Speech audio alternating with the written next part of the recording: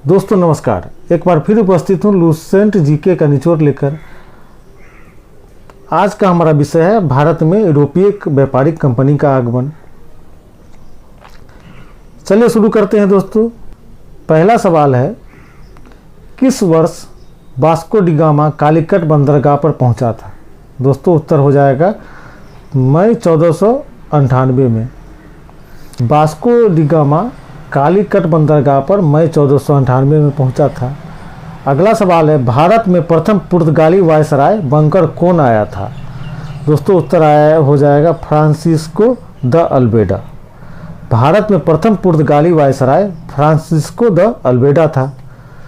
आपने अगर मेरे चैनल को सब्सक्राइब नहीं किया है तो ज़रूर करें। अगला सवाल देखते हैं, कौन सा पुर्तगाली वायसराय यूसुफ आदिल शाह से गोवा जीता था? दोस्तों ये बहुत महत्वपूर्ण सवाल है। उत्तर हो जाएगा अल्फांसो डी अल्बुकर्क। दोस्तों अल्बुकर्क ने यूसुफ आदिल शाह से गोवा जीत लिया था। अगला सवाल देखते हैं,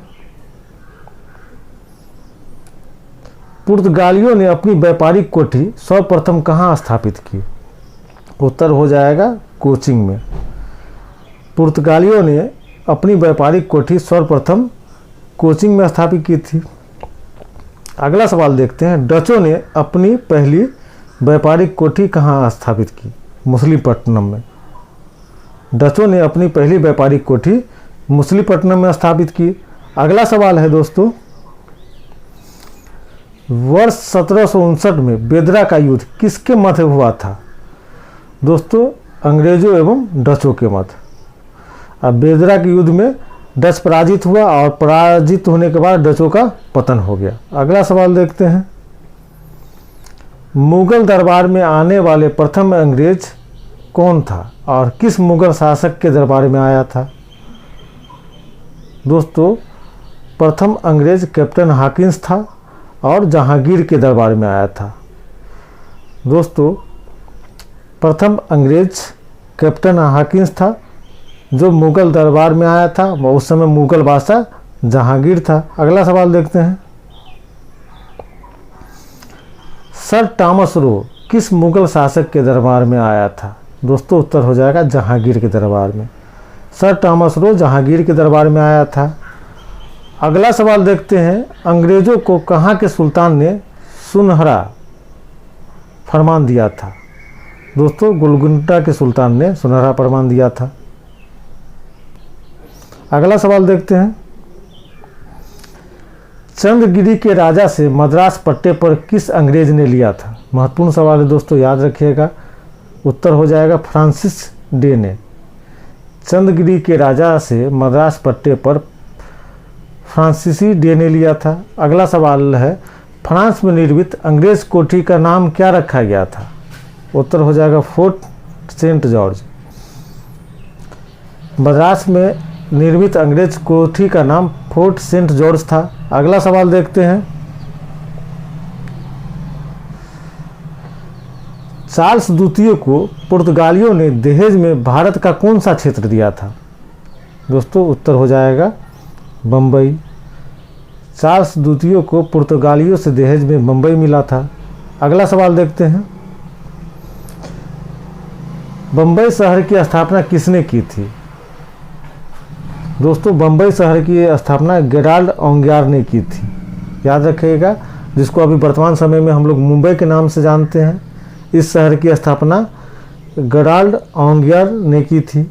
अगला सवाल देखते हैं, वर्ष 1698 में अंग्रेजी ईस्ट इंडिया कंपनी को 3 गांव सुतानुती, कालीकट एवं गोविंदपुरी की जमींदारी कितने रुपए भुगतान कर प्राप्त हुई थी? दोस्तों उत्तर हो जाएगा 1200 रुपये में जमींदारी प्राप्त हुई थी। अगला सवाल देखते हैं दोस्तों, कोलकाता में निर्मित व्यापारिक कोठी का नाम क्या रखा गया था? दोस्तों उत्तर हो जाएगा फोर्ट विलियम। कोलकाता में निर्मित व्यापारिक कोठी का नाम फोर्ट विलियम था। अगला सवाल है, फोर्ट विलियम का प्रथम प्रशासक किसे नियुक्त किया गया था? दोस्तों उत्तर होगा चार्ल्स आयर को। फोर्ट विलियम का प्रथम प्रशासक चार्ल्स आयर को नियुक्त किया गया था। अगला सवाल देखते हैं, कोलकाता नगर की नींव किसने रखी थी? दोस्तों उत्तर हो जाएगा जॉर्ज चार्नोक ने। कोलकाता नगर की नींव जॉर्ज चार्नोक ने रखी थी। उस समय कोलकाता को कलकत्ता के नाम से जाना जाता था। अगला सवाल है, भारत में फ्रांसीसियों की प्रथम कोठी सूरत में किसने स्थापित की थी? दोस्तों उत्तर हो जाएगा फ्रेंको कैलोने ने 1668 ईस्वी में। भारत में फ्रांसीसियों की प्रथम कोठी सूरत में फ्रेंको कैलोने ने 1668 ईस्वी में स्थापित किया था। अगला सवाल देखते हैं, कर्नाटक का प्रथम युद्ध जो 1746 से 1748 के बीच हुआ था, इस युद्ध की समाप्ति किस संधि के द्वारा हुई थी? दोस्तों उत्तर हो जाएगा एला सापला की संधि द्वारा। प्रथम कर्नाटक युद्ध की समाप्ति एला सापला की संधि द्वारा हुई थी। अगला सवाल है, दूसरा कर्नाटक युद्ध जो 1749 से 1754 के बीच हुआ था, इस समय फ्रांसीसी गवर्नर कौन था? दोस्तों इस समय फ्रांसीसी गवर्नर डुप्ले था। याद रखिएगा, इस सवाल को बार बार पूछा जाता है। दूसरा कर्नाटक युद्ध के समय फ्रांसीसी गवर्नर डुप्ले था। अगला सवाल देखते हैं, द्वितीय कर्नाटक युद्ध की समाप्ति किस संधि के द्वारा की गई थी? दोस्तों उत्तर हो जाएगा पांडिचेरी की संधि के द्वारा 1755 में। द्वितीय कर्नाटक युद्ध की समाप्ति पांडिचेरी की संधि द्वारा 1755 में हुई थी। अगला सवाल है, बांडीबास की लड़ाई में फ्रांसीसियों को किस अंग्रेज कमांडर ने बुरी तरह पराजित किया था? उत्तर हो जाएगा आयरकुट ने। बांडीबास की लड़ाई में फ्रांसीसियों को अंग्रेज कमांडर आयरकुट ने बुरी तरह पराजित किया था। अगला सवाल देखते हैं, चार्ल्स